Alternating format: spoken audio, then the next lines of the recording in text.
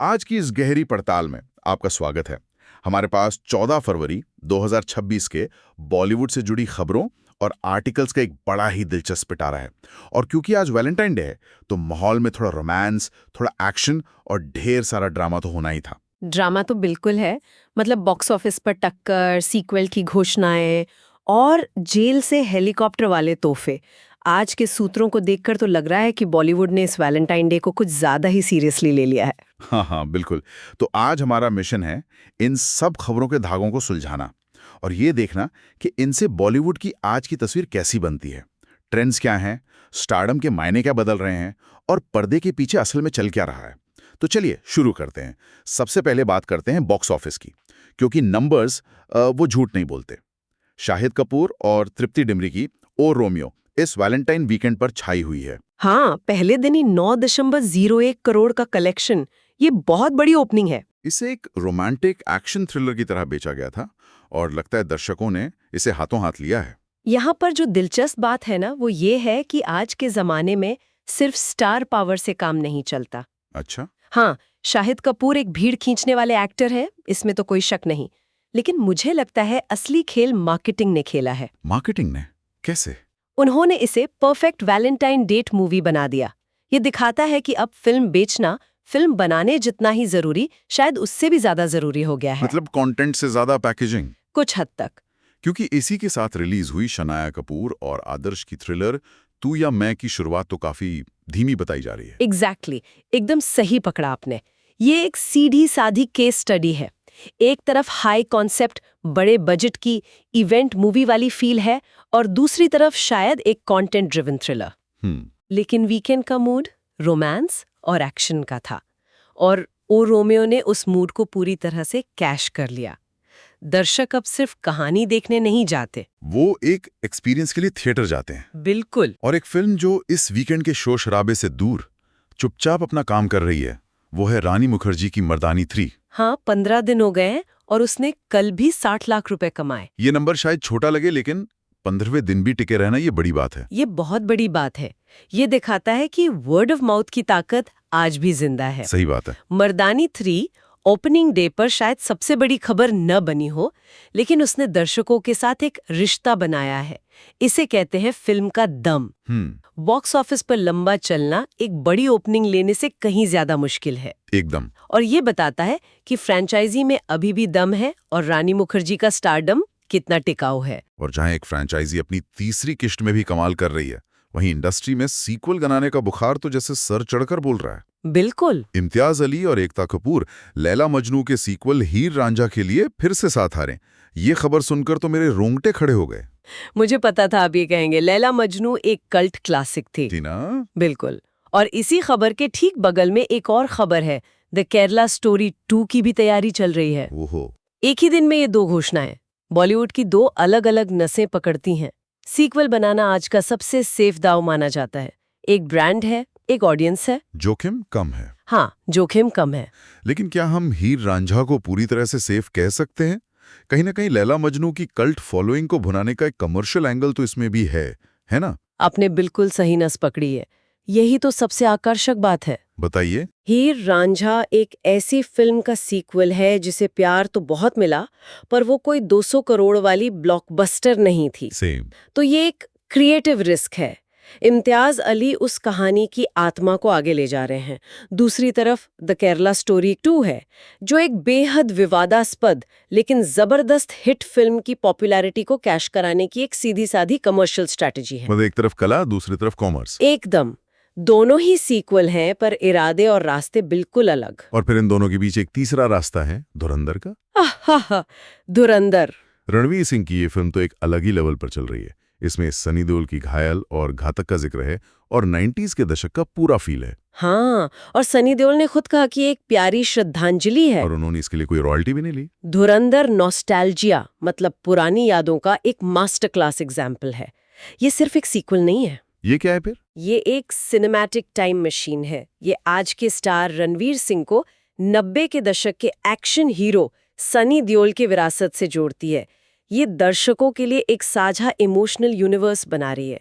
ये बहुत smart move है। और कमाल की बात यह कि इंडस्ट्री भी इसे हाथों हाथ ले रही है। हाँ, मैंने भी पढ़ा। रणवीर कपूर, जो रणवीर के कॉम्पिटिटर माने जाते हैं, वो पब्लिक में कह रहे हैं कि धुरंधर उनकी पसंदीदा फिल्म है। ये तो बड़ी अजीब बात है ना? मतलब पहले तो एक्टर्स एक दूसरे की फिल्मों के बारे में बात तक नहीं करते थे। आपको क्या लगता है, ये सिर्फ अच्छी दोस्ती है या इसके पीछे कोई इंडस्ट्री की रणनीति है? मुझे लगता है ये दोनों का मिक्स है। एक तरफ दोस्ती और आपसी सम्मान जरूर है, लेकिन ये इंडस्ट्री के बदलते हुए माइंडसेट को भी दिखाता है। मतलब शायद अब स्टार्स को ये समझ आ गया है कि एक अच्छी फिल्म की सफलता पूरी इंडस्ट्री के लिए अच्छी है। और ये एक ट्रेड एनालिस्ट के उस कमेंट से भी जुड़ता है जिसमें उन्होंने फ्रेंचाइजी की आत्मसंतुष्टि की बात की थी। हाँ, मैंने भी वो पढ़ा था।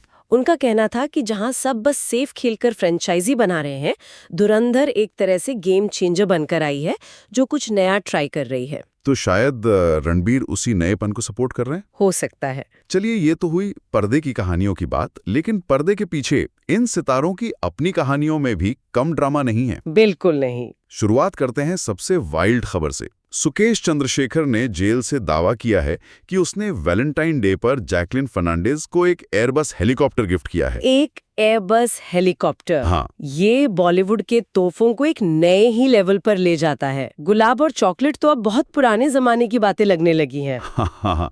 देखिए, ये कहानी उस तोहफे के बारे में है ही नहीं। तो फिर किसके बारे में है? ये कहानी है सेलिब्रिटी, क्राइम और मीडिया के सेंसेशनल कॉकटेल के बारे में। असल में हेलीकॉप्टर मिला या नहीं, इससे फर्क नहीं पड़ता। फर्क इस बात से पड़ता है कि ये खबर हेडलाइन बन गई। बिल्कुल। और इसी के एकदम उलट हमारे पास सैफ और करीना है, जो एक हेल्दी रिश्ते का मंत्र दे रहे हैं। हाँ, उनका कहना है दोस्ती और सम्मान ही सब कुछ है। ये कपल गोल्स का एक बहुत ही शांत और सुलझा हुआ वर्जन है। और फिर राज कुंद्रा और शिल्पा शेट्टी भी हैं, जिन्होंने एक मजेदार वैलेंटाइन रील पोस्ट की है। हाँ, मैंने देखी वो। ये सेलिब्रिटी कपल्स की अपनी इमेज को मैनेज करने की अलग-अलग स्ट्रैटेजी है। अच्छा। सैफ और करीना समझदारी और मैच्योरिटी की इमेज प्रोजेक्ट कर रहे हैं।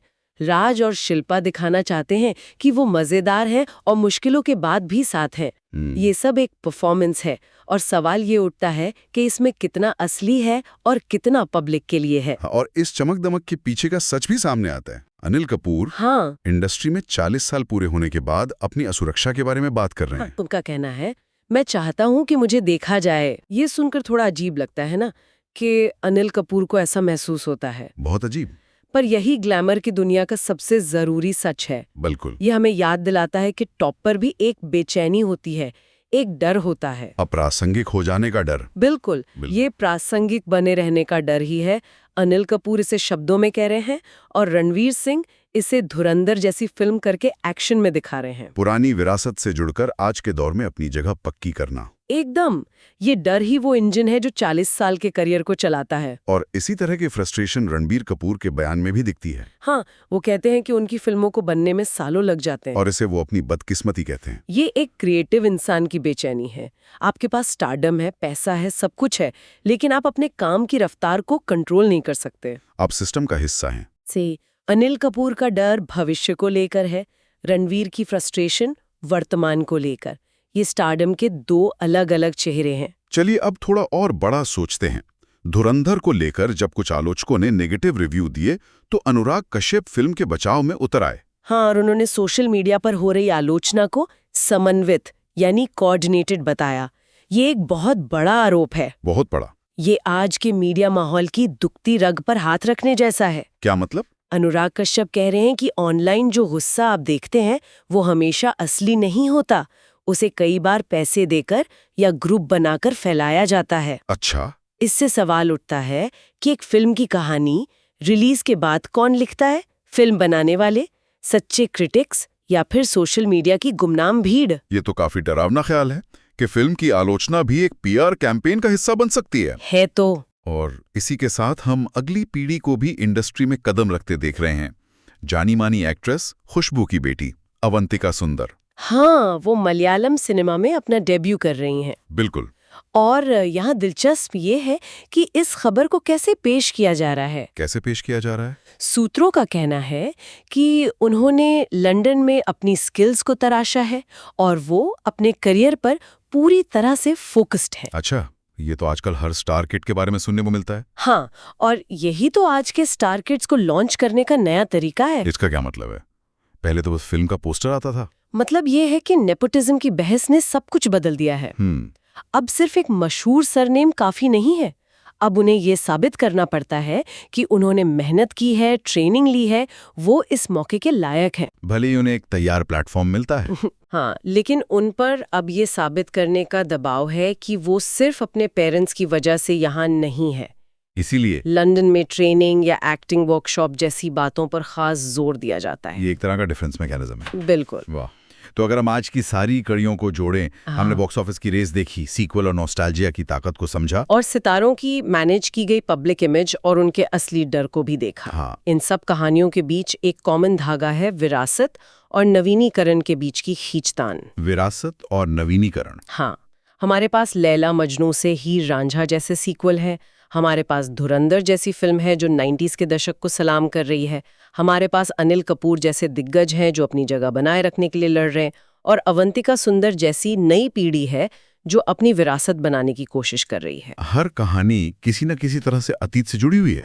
बिल्कुल। आज के सूत्र एक ऐसी इंडस्ट्री की तस्वीर पेश करते हैं जो अपने अतीत से जैसे ऑब्सेस्ड है, लगातार पुरानी कहानियों को दोहरा रही है, उन्हें रीबूट कर रही है, उन्हें श्रद्धांजलि दे रही है। और ये हमें एक जरूरी सवाल पर लाकर छोड़ता है। क्या बॉलीवुड अपना भविष्य खोजने के लिए बार बार अपने अतीत के आईने में ही देख रहा है? और इस गूंज में, इस नॉस्टैल्जिया के शोर में कौन सी नई मौलिक और आज के जमाने की कहानियां हैं जो शायद अनसुनी रह जा रही हैं? हेडलाइन से हार्ट बीट्स तक आप सुन रहे थे Bollywood deep dive from indiareview.com। कहानियों के बीच फिर मुलाकात होगी। नमस्कार।